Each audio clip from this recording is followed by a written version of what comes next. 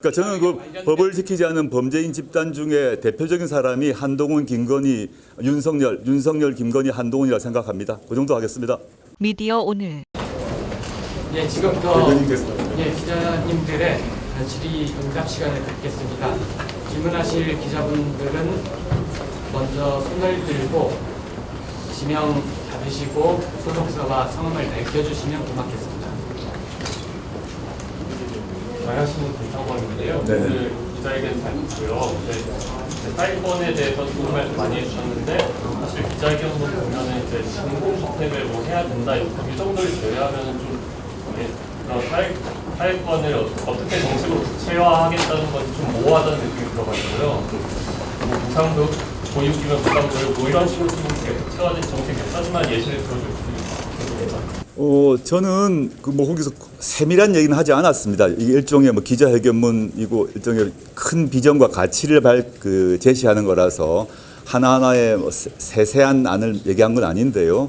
제가 보면 일단 주거권, 보육권, 교육권, 건강권 이렇게 얘기를 하지 않았습니까? 사회권의 내용으로. 물론 그 별도로 노동권이랑은 따로 말씀드렸는데 그랬을 때 보면 주택 문제 같은 경우는 제가 기자회견 또는 이 자리에서 여러 번 말씀드렸는데 예를 들자면 이미 저의 경제특보인 홍종학 전 장관께서 과거 민주당 의원 시절에 제출하셨고 안까지 만들어져 있는 게 있습니다. 그게 뭐냐면 모든 신혼부부에게 양질의 공공임대주택을 다 제공한다는 안입니다. 근데 당시에 민주당 및 또 여러 당시 언론들의 비판 또 민주당 내부에서의 비판이 있어서 다 중단돼 버렸습니다. 지금 보면 오히려 약간 보수적인 정치 세력에서 필요하다는 얘기를 하고 있어요, 지금. 그러면 저는 예를 들자면 주거권 같은 경우는 실제 이게 우리나라 정도의 경제 수준이 있는 나라에서 예컨대 싱가포르, 오스트리아, 네덜란드에서 다 하고 있어요. 그걸 우리나라 경제력 규모로는 충분히 가능한 돈이 필요한 게 아니다. 돈이 부족한 게 아니다. 정확히는 다시 정정하겠습니다. 돈이 부족해서 못하는 게 아니라 이걸 주거권이라는 생각을 정부가 그리고 국정 최고 책임자가 이게 국민들의 권리다라는 생각을 못하고 있고 반대로 국민들도 이게 나의 권리라고 생각을 못하고 있는 거죠. 내가 월세건 전세건 또는 집을 사는 것이든 내가 개인이 책임져서 돈을 벌어서 해야 된다고 지금 살고 있지 않습니까? 우리 모두가.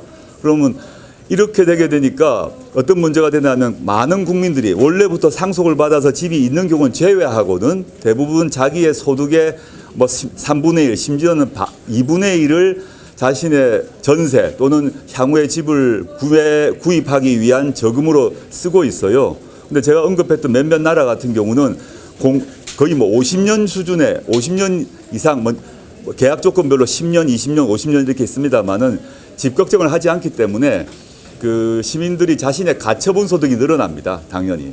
행복 수준이 높아질 수밖에 없지 않습니까? 마찬가지고요.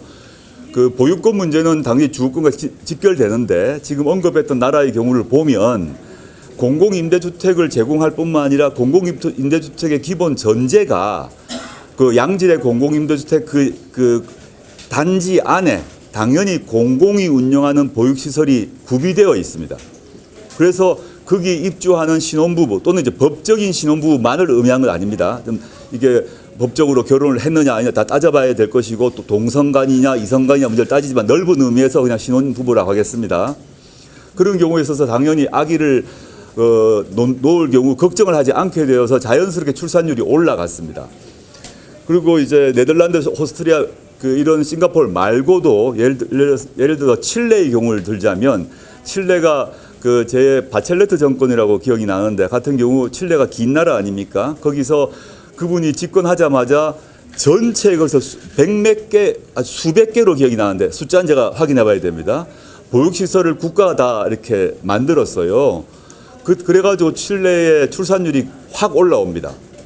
이런 식의 구체적인 정책은 있다. 그 외에도 교육권, 양육권 문제는 더 나중에 말씀드리도록 하고 주거권, 양육권 주거, 양육, 교육 이런 문제가 사실은 하나다라고 봅니다. 현 우리나라 시점에는 왜냐하면 이게 집이 없으니까 연애 결혼 어려워하고 연애 결혼했다고 하더라도 애 놓기 힘들어하고 애 놓는 경우에 있어서도 나중에 키울 걱정이 되어가지고 또 조심하고 이게 다 인생의 삶의 주기에 있어서 고비고비마다 걸림돌이 되고 있는데 우리가 아는 선진국에 있어서는 그런 문제를 사회권이라는 개념을 통해서 풀어나가고 있다는 거죠. 이미 해왔다.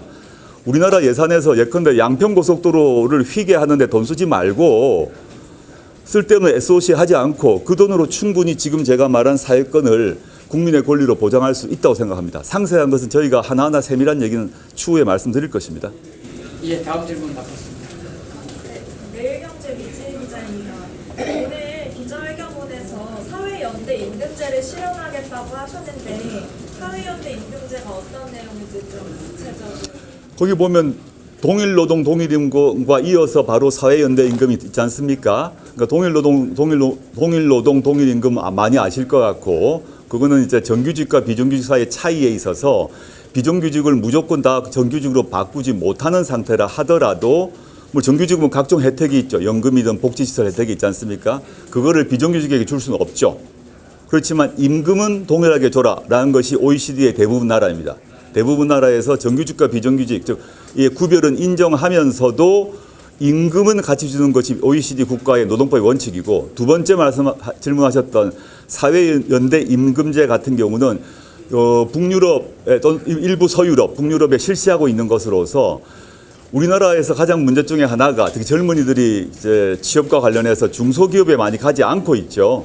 다들 뭐 그것도 알고 계실 것 같고 그러면 정부와 대기업과 중소기업 사이에 있어서 이 임금과 관련한 적절한 협상을 합니다. 그래서 큰 사회적 대타협을 해서 대기업의 임금을 일정하게 스스로 자제하고 그 다음에 그 중소기업의 임금을 일정하게 높이는 그리고 대기업의 경우 임금을 낮추게 되면 정부가 그 대기업에게 세제 혜택 등의 혜택을 주는 이런 정부와 대기업과 중소기업과 또 대기업 노조가 크게 타결을 한 경험들이 있습니다. 그래서 이것들이 여러 사회복지국가, 선진복지국가에서 뭐 파업이 없어진 여러 가지 계기 중이기도 하고 또 노동에 있어서 이런 중소기업의 인력난도 해결될 수도 있고 여러 가지 문제 해결을 했던 사회적 실험이 이미 외국에 있기 때문에 그거를 저희가 도모하겠다라고 말씀드린 것입니다. 예, 마지막 질문 받겠습니다. 네, 헤럴드 경제 부장입니다. 오늘 오전에 홍준위원장이 법을 지키기 위해서는 선량한 시민들이 범죄자 이길 것 네, 기자님 죄송한데요. 오늘 질문은 오늘 기자회견에 집중된 걸 우선적으로 받은 뒤에 시간이 되면 그 질문에 답하도록 하겠습니다.